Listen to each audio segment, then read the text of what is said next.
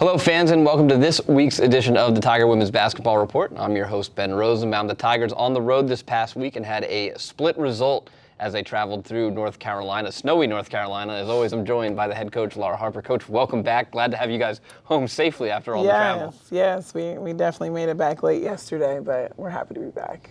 So let's kick things off. A win over North Carolina A&T, a tough game, hard-fought game, a little bit of adversity in that game as well. 59-57, 3 Tigers finishing in double digits. Just talk about the game from a standpoint and having the battle through that one against a very, very good and very tough NCAT team. Of course, everyone knows how hard of a place it is to play, and just their level of toughness. You know, everyone's seen Shaq Clark in the league for a long time, and she's arguably one of, if not the best, inside presence. So just was proud of our fight, our game plan. It was nice to see Zoli have, a pretty dominant game that day, and Talia as well with Indy. So it was a good game. Yeah, you mentioned Zoli, 17 points, India Johnson 19 points, Zoli 8 of 11 from the floor herself, and then the team shot 46% from the field. Starting with Zoli, she needed a game like that. It felt like the last few weeks maybe pressing a little bit, still scoring, just not shooting as consistently as we might have expected her to, but then she had a great one, and then it spread to the team. It did. She's for sure one of our go-to players, so it's just nice to see the ball go in and her to continue to remain, aggressive throughout. And then for the team to be able to shoot that consistently and that well, that efficiently, I guess is the word to use. That has to be a little bit contagious, is taking good shots, moving the ball, and getting good looks. Yeah, no, it's just fun to see shots fall, and specifically from outside the arc, which has been a little cold for us, but, we're just trusting this process and staying true to our path. You also, on the defensive side of the court, 11 steals, 18 points off those turnovers as well. This has been no secret about this Towson team. We can steal the ball, get out in transition, run and score. Just talk about how the defense has developed and stayed that consistent throughout the game, or throughout the year. Yeah, it's definitely been a point of emphasis of improvement, matter of fact. So I think around December we decided we needed to make a serious change, and just us buying into being tough and rebounding and trying our best to just really impose our will in the paint. When you have a game that, again, 2-point victory, and NCAT got a few extra trips to the line there, how did they keep their cool? How do you feel like your team stayed poised, stayed composed, and didn't let that try to eat at them? They're like, oh man, another foul call here and there, and they were able to stay through it in battle and come away with the victory. I just think game experience has helped us here. We've had quite a few close one-possession games, and it's just nice that a few of them have gone our way this year. So I definitely think just the game situations and practicing that in practice as well. All right, fast forward to Elon on the road to take on the Phoenix, a tough one there, 68-54. And when you look at that first quarter, and that's the ball game right there. Elon jumps out. At the end of the first quarter, it's 20-6. We've seen slow starts before from this team. We've seen fast starts from Towson as well. What was it about this Elon game that it just felt like couldn't get in the drive? I honestly wish I had the answer to it. If I can be honest, I think we were flat, and I take all responsibility for that preparation. It's the first time I really haven't shot around, which might have attributed a little bit to it, but they were aggressive, they made shots, they were hungry, they destroyed us in the rebounds and in the paint. So here we are. I think it's irony that we lost the game by 14 points in the first quarter. It was a 14-point deficit. So.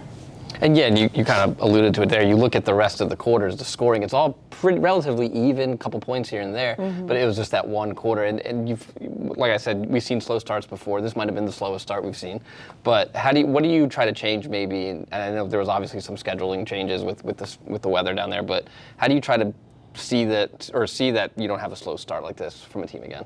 I think it's mixing things back up. I think it's just continuing to give confidence to all of our players, but we have to be ready, and we have to be ready to put the ball in the basket.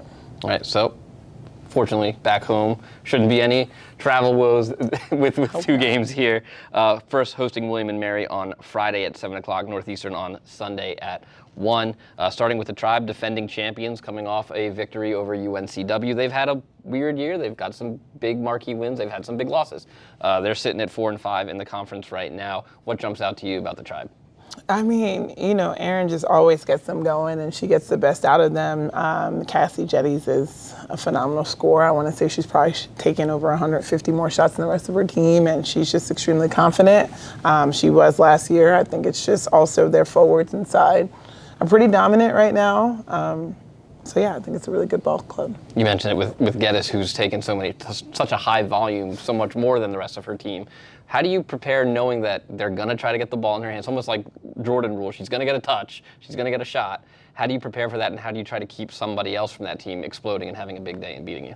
You know, someone that's shooting as much as she is, she's going to get hers to an extent. It's our job to try to make it difficult and also just try to make her work on both sides of the basketball.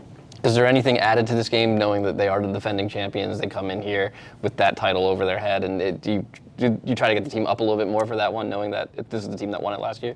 You know, for me, I just want our team to understand the value of a single win in conference. I think it's hard that this generation just really lives and plays in the moment. They don't understand how one game could change your whole trajectory. So I really try to focus on just that one play at a time mentality, but definitely know that they were the defending champs. And then a couple days later, Super Bowl Sunday, taking on the Northeastern Huskies at 1 o'clock. Northeastern, another tough year for them, 6-13, 2-7. CAA wins over Monmouth and Hofstra. Yursi Quilez has been there. She's only a junior. I looked earlier today. It seems like she's been there for a decade at this point. For sure. She does an outstanding job running that offense. And what jumps out about when the team has a really good guard like that can distribute the ball? I mean, Northeastern is just a different team than they've been in the past, and they've added, you know, Cameron Collins and Stanton's still in there. But as far as Yursi's concerned, she's just fun to watch. She's got a lot of flair. We've got to be prepared for anything with her offensively, just to slow her down. And before we sign off, it'll also be senior day for the Tigers. 5 Tigers being honored.